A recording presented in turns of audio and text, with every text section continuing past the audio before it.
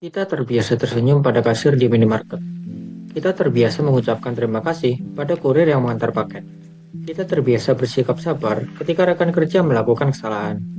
Tapi ketika pulang ke rumah, orang yang paling dekat dengan kita justru sering mendapat sisi lain dari diri kita. Nada bicara yang tinggi, tatapan yang dingin, kata-kata yang tajam, dan pertanyaannya adalah, kenapa? Bukan karena kita jahat, bukan karena kita tidak sayang. Ada mekanisme psikologis yang bekerja di dalam diri kita. Dan hari ini, kita akan mengupas tuntas fenomena yang sangat manusiawi ini.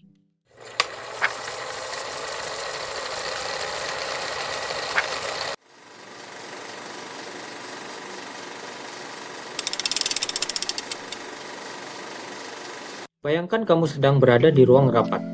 Atasanmu mengkritik pekerjaanmu. Apa yang kamu lakukan?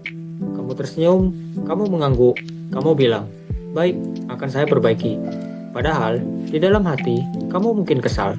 Tapi kamu tahan. Kamu kontrol ekspresi. Kamu jaga nada bicara. Itu adalah topeng sosial. Topeng ini kita pakai setiap hari. Di kantor, di kampus, di angkutan umum, di pertemuan keluarga besar, bahkan di media sosial. Kita belajar sejak kecil bahwa menjadi orang yang ramah itu baik, bahwa menjaga perasaan orang lain itu penting, dan itu benar. Tapi ada harga yang harus dibayar. Di balik topeng itu, energi kita terkuras. Kita lelah berpura-pura bahwa semuanya baik-baik saja. Kita lelah menahan emosi yang sebenarnya ingin keluar. Dan ketika kita pulang ke rumah, ke tempat yang paling aman, topeng itu akhirnya terlepas. Rumah adalah zona nyaman.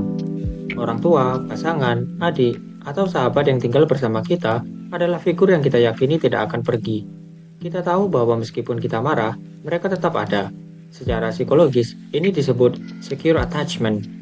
Kita merasa cukup aman untuk menunjukkan sisi paling mentah dari diri kita. Dan sayangnya, dalam keamanan itu, kita sering lupa bahwa mereka juga merasakan sakit.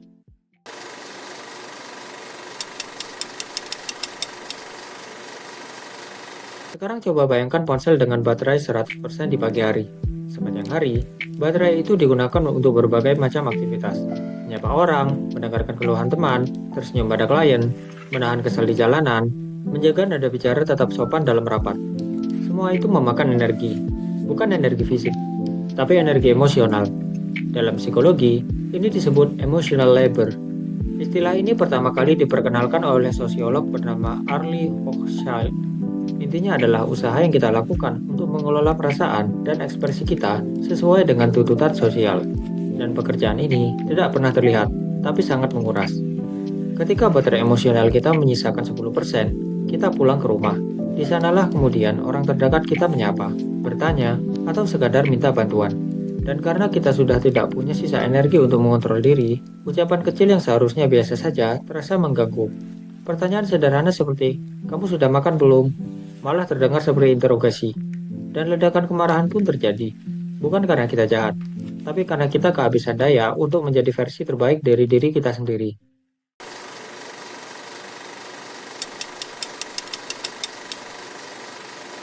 Alasan ketiga adalah ekspektasi. Kita memiliki harapan yang sangat tinggi terhadap orang-orang terdekat.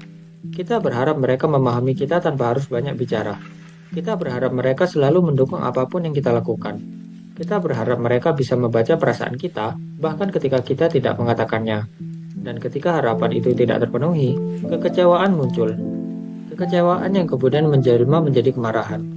Coba perhatikan, jika seorang teman biasa lupa janji bertemu, kamu mungkin akan berkata, "Ah, ya udah, lain kali aja." Tapi jika pasanganmu yang lupa, rasanya lebih sakit.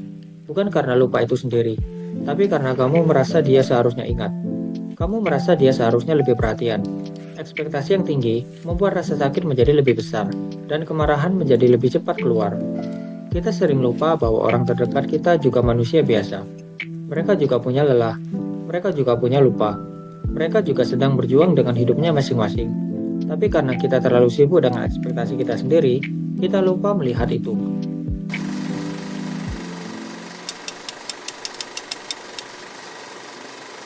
Disinilah titik paling penting dari semua ini. Orang yang paling sering kita lukai dengan kemarahan kita adalah orang yang paling kita cintai. Ironis bukan? Kita menjaga kesopanan pada orang yang tidak kita kenal, tapi meledak pada orang yang sudah bersama kita bertahun-tahun. Ada sebuah pertanyaan sederhana yang mungkin bisa menjadi cermin bagi kita semua. Jika kamu tahu bahwa hari ini adalah hari terakhirmu bersama seseorang, apakah kamu masih akan membentaknya karena menaruh sendok di tempat yang salah? Apakah kamu masih akan marah karena dia tidak menjawab pesanmu dengan cepat? Atau apakah kamu akan memilih untuk memeluknya dan mengucapkan terima kasih? Kita terlalu sering menganggap kehadiran orang terdekat sebagai sesuatu yang pasti. Kita lupa bahwa mereka juga bisa pergi, bukan hanya secara fisik, tapi juga secara emosional. Mereka bisa lelah menerima kemarahan kita. Mereka bisa sakit hati. Dan ketika mereka pergi, kita baru menyadari betapa berharganya mereka. Orang terdekat bukanlah tempat sampah emosi kita. Mereka bukan pelampiasan setelah hari yang berat. Mereka adalah rumah. Dan rumah seharusnya menjadi tempat kita untuk kembali beristirahat, bukan untuk melukai.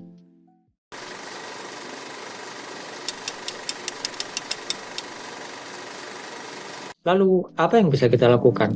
Karena menyadari adalah langkah pertama, tapi langkah selanjutnya adalah memperbaiki. Pertama, kenali pemicu emosimu. Sadari kapan kamu mulai merasa lelah atau stres. Semakin cepat kamu mengenali tandanya, semakin besar peluangmu untuk tidak meledak.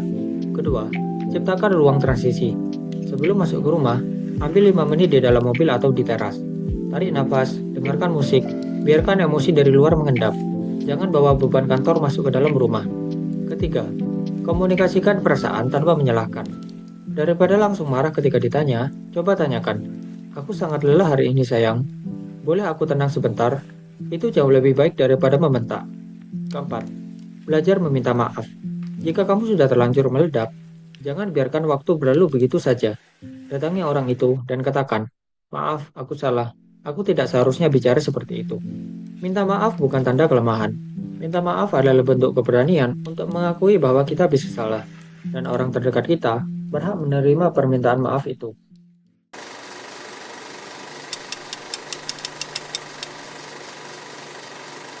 Jadi, mulai hari ini, mari kita sadar bahwa menjadi manusia bukan berarti sempurna.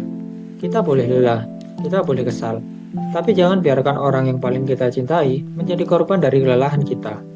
Rumah seharusnya menjadi tempat paling nyaman bagi mereka, dan juga bagi kita. Karena pada akhirnya, semua orang ingin dicintai, dan mencintai berarti juga menjaga perasaan mereka, terutama di saat kita sedang tidak baik-baik saja.